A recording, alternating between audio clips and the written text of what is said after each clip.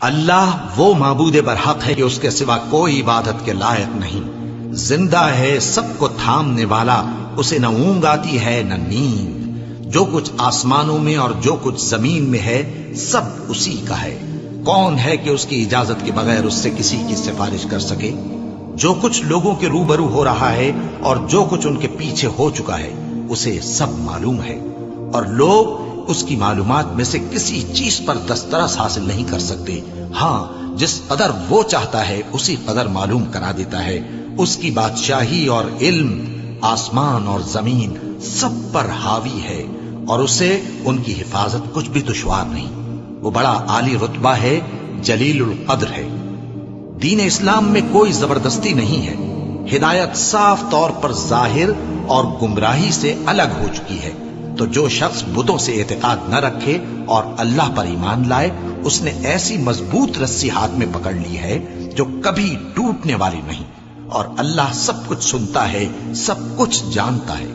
جو لوگ ایمان لائے ہیں ان کا دوست اللہ ہے کہ اندھیرے سے نکال کر روشنی میں لے جاتا ہے، اور جو کافر ہیں ان کے دوست شیطان ہیں کہ ان کو روشنی سے نکال کر اندھیرے میں لے جاتے ہیں۔ یہی لوگ اہل دوزخ ہیں کہ اس میں ہمیشہ رہیں گے۔ بھلا تم نے اس شخص کو نہیں دیکھا جو اس غرور کے سبب سے کہ اللہ نے اس کو سلطنت بخشی تھی، ابراہیم سے اپنے پروردگار کے بارے میں جھگڑنے لگا؟ جب ابراہیم نے کہا میرا پروردگار تو وہ ہے جو زندگی دیتا ہے اور موت دیتا ہے، وہ بولا کہ زندگی اور موت تو میں بھی دے سکتا ہوں۔ ابراہیم نے کہا کہ اللہ تو سورج کو مشرق سے نکالتا ہے، آپ اسے مغرب سے نکال دیجیے۔ یہ سن کر وہ کافر ہکا بکا رہ گیا، اور اللہ بے انصافوں کو ہدایت نہیں دیا کرتا۔ کیا اسی طرح اس شخص کو نہیں دیکھا جس کا ایک بستی پر جو اپنی چھتوں پر گری پڑی تھی گزر ہوا، تو اس نے کہا کہ اللہ اس کے باشندوں کو مرنے کے بعد کیوں کر زندہ کرے گا؟ تو اللہ نے اس کی روح قبض کر لی اور 100 برس تک اس کو مردہ رکھا۔ پھر اس کو جلا اٹھایا اور پوچھا تم کتنا عرصہ مرے پڑے رہے ہو؟ اس نے جواب دیا کہ 1 دن یا اس سے بھی کم۔ اللہ نے فرمایا نہیں بلکہ 100 برس مرے رہے ہو، اور اپنے کھانے پینے کی چیزوں کو دیکھو کہ اتنی مدت میں مطلق سڑی بسی نہیں، اور اپنے گدھے کو بھی دیکھو جو مرا پڑا ہے۔ غرض ان باتوں سے یہ ہے کہ ہم تم کو لوگوں کے لیے اپنی قدرت کی نشانی بنائیں، اور ہاں، گدھے کی ہڈیوں کو دیکھو کہ ہم ان کو کس طرح جوڑے دیتے اور ان پر کس طرح گوشت پوست چڑھائے دیتے ہیں۔ جب یہ واقعات اس کے مشاہدے میں آئے تو بول اٹھا کہ میں یقین کرتا ہوں کہ اللہ ہر چیز پر قادر ہے۔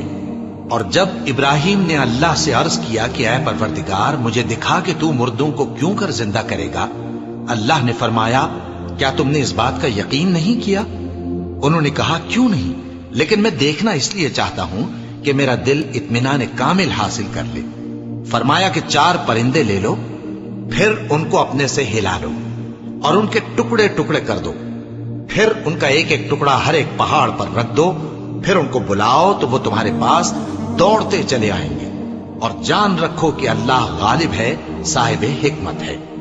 جو لوگ اپنا مال اللہ کی راہ میں خرچ کرتے ہیں ان کے مال کی مثال اس دانے کی سی ہے جس سے 7 بالیں اگیں اور ہر ایک بال میں 100 دانے ہوں، اور اللہ جس کے اجر کو چاہتا ہے اور زیادہ کرتا ہے، اور اللہ کشائش والا ہے، سب کچھ جاننے والا ہے۔ جو لوگ اپنا مال اللہ کے راستے میں صرف کرتے ہیں پھر اس کے بعد نہ اس خرچ کا کسی پر احسان رکھتے ہیں اور نہ کسی کو تکلیف دیتے ہیں، ان کا صلہ ان کے پروردگار کے پاس تیار ہے، اور قیامت کے روز نہ ان کو کچھ خوف ہوگا اور نہ وہ غمگین ہوں گے۔ جس خیرات کے دینے کے بعد لینے والے کو ایذا دی جائے اس سے تو نرم بات کہہ دینی اور درگزر کرنا بہتر ہے، اور اللہ بے نیاز ہے، بردبار ہے۔ مومنوں، اپنے صدقات و خیرات احسان رکھنے اور ایذا دینے سے اس شخص کی طرح برباد نہ کر دینا جو لوگوں کو دکھاوے کے لیے مال خرچ کرتا ہے اور اللہ اور روز آخر پر ایمان نہیں رکھتا، تو اس کے مال کی مثال اس چٹان کی سی ہے جس پر تھوڑی سی مٹی پڑی ہو اور اس پر زور کا مے برس کر اسے صاف کر ڈالے۔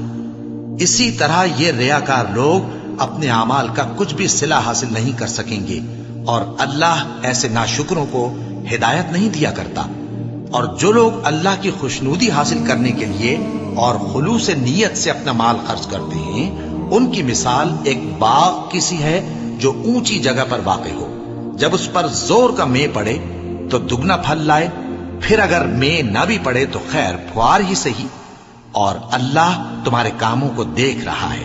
بھلا تم میں کوئی یہ چاہتا ہے کہ اس کا کھجوروں اور انگوروں کا باغ ہو جس میں نہریں بہ رہی ہوں اور اس میں اس کے لیے ہر قسم کے میوے موجود ہوں اور اسے بڑھاپا آ پکڑے اور اس کے ننھے ننھے بچے بھی ہوں، تو ناگہاں اس باغ پر آگ کا بھرا ہوا بگولا جلے، پس وہ جل جائے۔ اس طرح اللہ تم سے اپنی آیتیں کھول کھول کر بیان فرماتا ہے تاکہ تم سوچو اور سمجھو۔